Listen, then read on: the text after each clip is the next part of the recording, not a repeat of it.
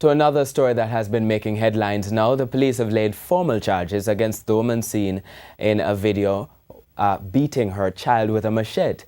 Meanwhile, as two children's rights advocates are pointing out that anyone who witnessed the event should have reported it. Cruelty to a child. The charge leveled against 44-year-old Doreen Dyer, the St. Thomas woman seen here beating her 12-year-old with a machete. The charge falls under the Child Care and Protection Act. It was leveled against Dyer by the St. Thomas police on Tuesday morning, days after the police went to arrest her after the video started to spread like wildfire.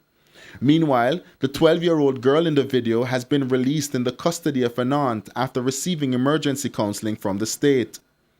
She appeared in court on Tuesday morning for the judge to determine whether the environment in which she now lives is up to standard necessary for day-to-day care. This is just the beginning of a new court case, and investigators have already begun collecting statements from the victim and residents of her community. So one question that has surfaced is whether the case would be heavily dependent on a statement from the person who recorded the video. Children's rights advocate Diane Gordon-Harrison addressed the matter. Anybody who has responsibility for a child, which of course would include a parent, who willfully does some act to assault the child, to expose the child to undue harm, etc., that person can be charged under the legislation. And there are two courts really that could actually hear the matter. It could be heard at the parish court level, at which level the maximum penalty would be 3 years imprisonment or a fine, or it can be heard at the Supreme Court level, in which case the maximum term would be 5 years or a fine. Meanwhile, the children's rights advocates are pointing out that under the law, anyone who witnesses the abuse of a child has a duty to make a report.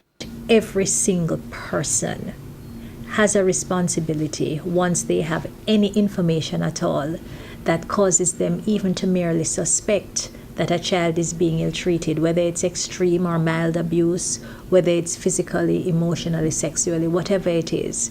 There is a duty on all Jamaicans who see something to say something. And in fact, Section 6 of the Act is what creates that particular obligation. And so it is a criminal offense. Greg Smith, the registrar at the Office of the Children's Registry, one of the agencies which fields reports of alleged abuse, says silence is an issue. We need to move from the notion, it is not my business, the inform of a dead culture. And so we have to take that responsibility, not only as the mother now, but also as a community persons who knew how is it that they could have seek assistance from state agencies to help this family. At the same time, it appears more Jamaicans may be reporting instances of child abuse. In 2007, when the registry started, we collected 455 reports. And our last data for 2015 that we have gathered, we have recorded over 13,000 cases of child abuse in Jamaica. The data also show that there's been an increase in reports of alleged child abuse, specifically in St. Thomas, where the incident took place. Anthony Lugg, TVJ News.